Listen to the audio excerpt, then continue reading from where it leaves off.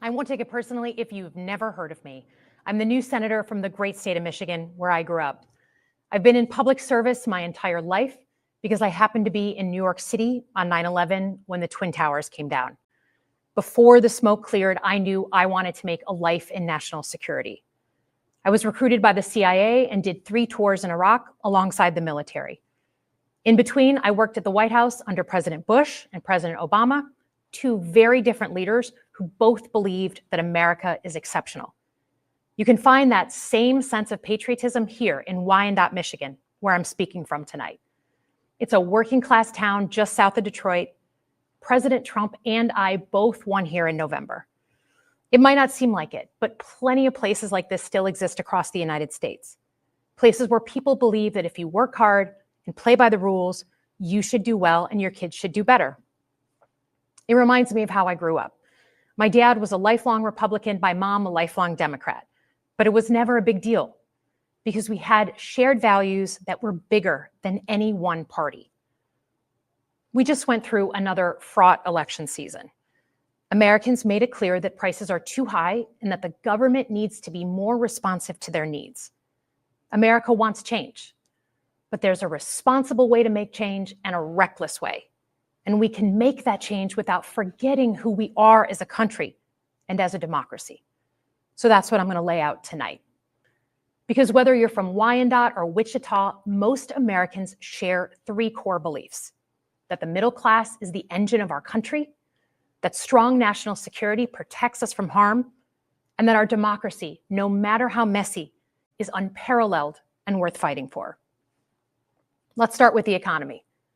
Michigan literally invented the middle class, the revolutionary idea that you could work at an auto plant and afford the car you were building. That's the American dream. And in order to expand and protect the middle class, we have to do a few basic things. We need to bring down the price of things we spend the most money on: groceries, housing, healthcare. We need to make more things in America with good-paying union jobs and bring our supply chains back home from places like China. We need to give American businesses the certainty they need to invest and create the jobs of the future. And we need a tax system that's fair for people who don't happen to make $1 billion. Look, the president talked a big game on the economy, but it's always important to read the fine print. So, do his plans actually help Americans get ahead? Not even close. President Trump is trying to deliver an unprecedented giveaway to his billionaire friends. He's on the hunt to find trillions of dollars to pass along to the wealthiest in America. And to do that, he's going to make you pay in every part of your life. Grocery and home prices are going up, not down, and he hasn't laid out a credible plan to deal with either of those. His tariffs on allies like Canada will raise prices on energy, lumber, and cars, and start a trade war that will hurt manufacturing and farmers. Your premiums and prescriptions will cost more because the math on his proposals doesn't work without going after your health care. Meanwhile, for those keeping score, the national debt is going up, not down. And if he's not careful, he could walk us right into a recession. And one more thing.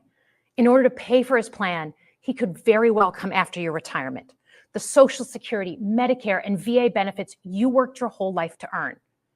The president claims he won't, but Elon Musk just called Social Security the biggest Ponzi scheme of all time. While we're on the subject of Elon Musk, is there anyone in America who is comfortable with him and his gang of 20-year-olds using their own computer servers to poke through your tax returns, your health information, and your bank accounts? No oversight, no protections against cyber attack, no guardrails on what they do with your private data. We need a more efficient government. You want to cut waste? I'll help you do it. But change doesn't need to be chaotic or make us less safe. The mindless firing of people who work to protect our nuclear weapons, keep our planes from crashing, and conduct the research that finds the cure for cancer, only to rehire them 2 days later, no CEO in America could do that without being summarily fired. Okay, so we've talked about economic security. How about national security? Let's start with the border. As someone who spent my whole career protecting our homeland, every country deserves to know who and what is coming across its border, period. Democrats and Republicans should all be for that. But securing the border without actually fixing our broken immigration system is dealing with the symptom and not the disease. America is a nation of immigrants. We need a functional system keyed to the needs of our economy that allows vetted people to come and work here legally. So I look forward to the president's plan on that. Because here's the thing, today's world is deeply interconnected. Migration, cyber threats, AI, environmental destruction, terrorism. One nation cannot face these issues alone. We need friends in all corners, and our safety depends on it. President Trump loves to say peace through strength. That's actually a line he stole from Ronald Reagan. But let me tell you, after the spectacle that just took place in the Oval Office last week, Reagan must be rolling in his grave. We all want an end to the war in Ukraine, but Reagan understood that true strength required America to combine our military and economic might with moral clarity. And that scene in the Oval Office wasn't just a bad episode of reality TV. It summed up Trump's whole approach to the world. He believes in cozying up to dictators like Vladimir Putin and kicking our friends like the Canadians in the teeth. He sees American leadership as merely a series of real estate transactions. As a Cold War kid, I'm thankful it was Reagan and not Trump in office in the 1980s. Trump would have lost us the Cold War. Donald Trump's actions suggest that in his heart, he doesn't believe we're an exceptional nation. He clearly doesn't think we should lead the world. Look, America is not perfect, but I stand with the majority of Americans who believe we are still exceptional, unparalleled. And I would rather have American leadership over Chinese or Russian leadership any day of the week. Because for generations, America has offered something better. Our security and our prosperity, yes, but our democracy, our very system of government, has been the aspiration of the world. And right now, it's at risk. It's at risk when the president decides you can pick and choose what rules you want to follow, when he ignores court orders and the Constitution itself, or when elected leaders stand by and just let it happen. But it's also at risk when the president pits Americans against each other, when he demonizes those who are different and tells certain people they shouldn't be included. Because America is not just a patch of land between two oceans. We are more than that. Generations have fought and died to secure the fundamental rights that define us. Those rights and the fight for them make us who we are. We're a nation of strivers, risk takers, innovators, and we are never satisfied. That is America's superpower. And look, I've lived and worked in many countries. I've seen democracies flicker out. I've seen what life is like when a government is rigged. You can't open a business without paying off a corrupt official. You can't criticize the guys in charge without getting a knock at the door in the middle of the night.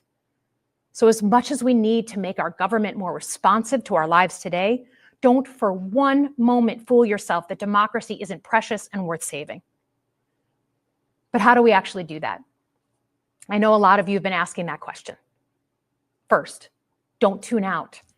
It's easy to be exhausted, but America needs you now more than ever. If previous generations had not fought for this democracy, where would we be today? Second, hold your elected officials, including me, accountable. Watch how they're voting. Go to town halls and demand they take action. That's as American as apple pie. Third, organize. Pick just one issue you're passionate about and engage. And doom scrolling doesn't count. Join a group that cares about your issue and act. And if you can't find one, start one. Some of the most important movements in our history have come from the bottom up. In closing, we all know that our country is going through something right now. We're not sure what the next day is going to hold, let alone the next decade. But this isn't the first time we've experienced significant and tumultuous change as a country. I'm a student of history, and we've gone through periods of political instability before. And ultimately, we've chosen to keep changing this country for the better. But every single time, we've only gotten through those moments because of two things: engaged citizens and principled leaders. Engaged citizens who do a little bit more than they're used to doing to fight for the things that they care about, and principled leaders who are ready to receive the ball and do something about it. So thank you tonight for caring about your country. Just by watching, you qualify as engaged citizens. And I promise that I and my fellow Democrats will do everything in our power to be the principled leaders that you deserve. Good night, everyone.